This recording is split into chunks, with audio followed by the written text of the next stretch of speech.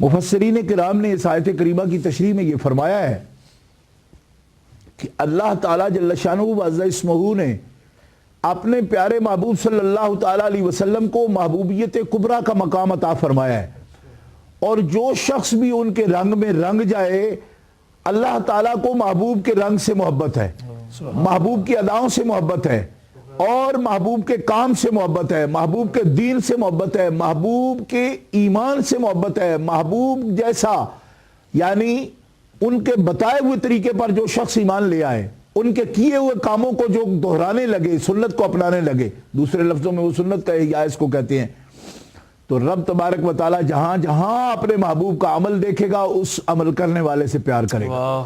जहां जहां अपने महबूब जैसे अकायद और ईमान की झलक रब तआला के सामने जल्ल शानुहु व अज़्ज़ा इस्मुहु जिसमें देखेगा उससे मोहब्बत फरमाएगा।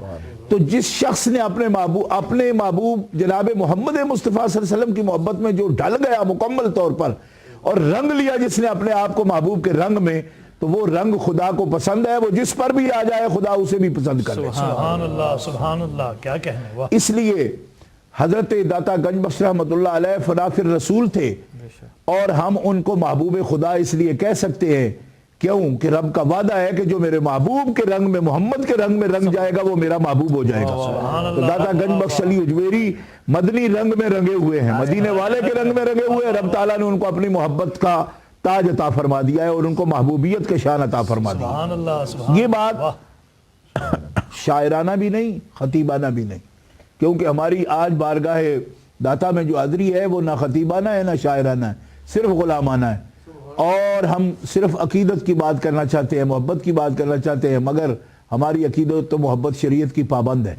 अकीदत तो मोहब्बत में भी हम कोई वो बात नहीं कह सकते कि जो बात शरीयत के खिलाफ होगी या शरीयत में मौजूद ना हो, वो बात हम नहीं कह सकते, इसलिए कि अकीदत और मोहब्बत हमें दाता ने ही बताया है कि हमारी अकीदत भी शरीयत के दायरे में रहेगी। इसलिए हजरत दाता गंज बख्श रहमतुल्लाह ताला अलैह आप उस आला मंजिल पर फायज हैं कि जिसके बारे में हदीस कुदसी में आता है, अल्लाह अहकमुल हाकिमीन जल्ल व अला का इरशाद गिरामी है, और ये हदीस पाक बुखारी शरीफ में मुतअद्दिद मकाम पर इमाम अबू अब्दुल्ला मोहम्मद बिन इस्माइल बुखारी रहमतुल्लाह अलैह ने नकल फरमाई है। किताब तवाज़ु से इस वक्त ये हदीस कुदसी पेश करता हूँ। हज़रत अबू हुरैरा नबी करीम अलैहिस्सलातु वस्सलाम से रिवायत करते हैं, और नबी करीम अलैहिस्सलाम अल्लाह ताला का हुक्म सुना रहे हैं। हदीस कुदसी उसी को कहा जाता है कि मालिक ताला जल्ल शानुहु इरशाद फरमाता है कि मुझे कभी तरद्दुद नहीं होता, तरद्दुद कभी किसी काम में नहीं होता। मैं फ़आल हूं, फ़आल एक्टिव, जो करना चाहता हूं कर देता हूं, हो जाता है, जो इरादा करूं हो जाए। फ़आल लिमा युरीद, ये मेरी शान है, तरद्दुद नहीं होता। तरद्दुदी अन नफ्स अब्दिल मोमिन यकरहुल मौता व अना अकरहु मुसाअतहु औ कमा क़ाला रसूलुल्लाह सल्लल्लाहु अलैहि वसल्लम। फरमाते हैं, मैं हदीस पाक बड़ी तवील है जिसमें के आंखें, हाथ, पाँव और वो सारा जिक्र उसमें मौजूद है। ये मशहूर तरीन हदीस है, अहले मोहब्बत हमेशा इसको सुनते रहते हैं। मैं उसका आखिरी टुकड़ा मैंने पेश किया है, जिसमें उमूमन ऐसी बात उसमें है कि जिसको उमूमन हमारे मुबल्लिग हज़रात जो है ना वो उसके बयान उस तक नहीं जाते, वो कुन्तु समाउल्लज़ी यस्माउ बसरुल उस तक बयान करते हैं। हालांकि ये जो है ना आखिरी जुमला ये निचोड़ है सारी हदीस का,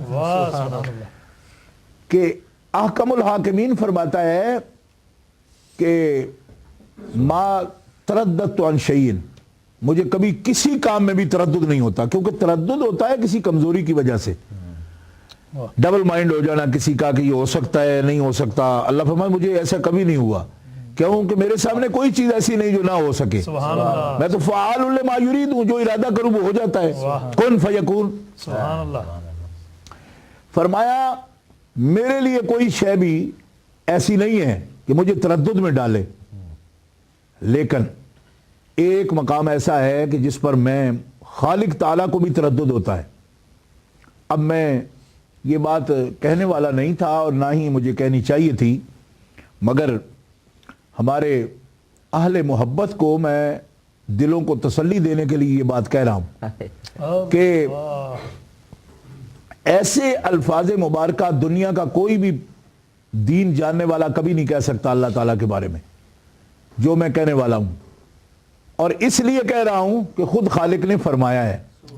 اگر اللہ نہ فرمایا تو دنیا کی کسی کے پاس طاقت ہی نہیں ایسا لفظ اللہ کے لیے بول سکے۔ ہم اس لیے بول رہے ہیں کہ اللہ تعالیٰ نے خود بولا ہے، اور خود حیران ہے کہ مالک تو نے کیا کہا ہے۔ معلوم ہوتا ہے کہ جب بات اہل محبت کی آ جائے تو مالک بھی اس انداز سے بات کرتا ہے۔ عام سی بات ہوتی تو سارا قرآن 30 پارے بھی اور حدیثیں بھی آپ پڑھ سن سکتے ہیں، دیکھ سکتے ہیں، مگر یہ کہا جا رہا ہے ما ترددت عن شیء انا فاعلہ، میں فاعل ہوں، کرنے والا ہوں، فعال ہوں، میں جو ارادہ کروں کر دیتا ہوں، لیکن ترددی مجھے تردد ہوتا ہے کب؟ عن نفس عبد المومن، میرا یقین کامل والا مومن، اس کے بارے میں جب میں اس کے آخری وقت کا فیصلہ کرتا ہوں، موت کا فیصلہ کرتا ہوں، تو مجھے بھی تردد ہو جاتا ہے۔ کس بات کا تردد مالک؟ کیا کہ وہ مرنے والا نہیں ہے؟ تیری تقدیر نافذ نہیں ہو سکتی؟ کیا وجہ ہے؟ تردد کیوں ہوتا ہے؟ فرمایا یکرہ الموتا وانا اکرہ مساءتہ، اگر اس نے تقدیر کے اس فیصلے کو اچھا نہ جانا کیونکہ موت تو کسی کو اچھی نہیں لگتی، تو اس کو بھی اچھی نہ لگی، انا اکرہ مساءتہ، تردد اس بات کا ہے کہ اگر اس کو موت کا فیصلہ پسند نہیں آیا تو انا اکرہ مساءتہ، مجھے یہ پسند نہیں کہ میں اس کو ناراض کروں۔ تردد یہ ہے کہ اس کا راضی رہنا ضروری ہے، کیوں کہ جنہیں میں محبوب بنا لیتا ہوں انہیں میں رب بھی ناراض نہیں ہونے دیتا۔ یکرہ الموتا، اگر اس نے مکروہ جانا موت کو، پسند نہ کیا اس نے موت کو، تو انا اکرہ، میں پسند نہیں کرتا، مساءتہ، اس کا دل مندہ کرنا مجھے پسند نہیں ہے، اس بات پر تردد آتا ہے۔ اور سرکار دو عالم علیہ السلام کی بارگاہ میں صحابہ کرام نے عرض کی مالک پھر یا رسول اللہ اس تردد کا علاج کیا ہوتا ہے؟ کیسے یہ تردد دور ہوتا ہے؟ فرمایا اس تردد کا قدرت نے ایک علاج کیا ہے، اور علاج یہ ہے کہ اللہ احکم الحاکمین جل وعلا نے مبشر و بشیر فرشتے بنائے ہیں۔ ایک ہے نا منکر نکیر کے نام آپ سنتے رہتے ہیں، اور بہت سے لوگ محبت کرتے ہیں بڑی منکر نکیر سے، ہر وقت ان کا تذکرہ کرتے رہتے ہیں۔ کرنا چاہیے، وہ بھی اللہ کی ملائکہ فرشتے ہیں، مگر ان کا بھی کرنا چاہیے۔ کبھی لوگوں نے نام ہی نہیں سنا ان کا، تو ان کے بھی نام حدیثوں میں آتے ہیں، لہذا کچھ دھیان ان پر بھی کرنا چاہیے۔ اسی سے دنیا کے لگاؤ کا پتہ چلتا ہے کہ ان کو کس قسم کا ذکر زیادہ پسند ہے۔ مبشر و بشیر کا مطلب ہے خوشخبری دینے والے فرشتے اللہ نے بنائے، اور ان کا کام کیا ہے؟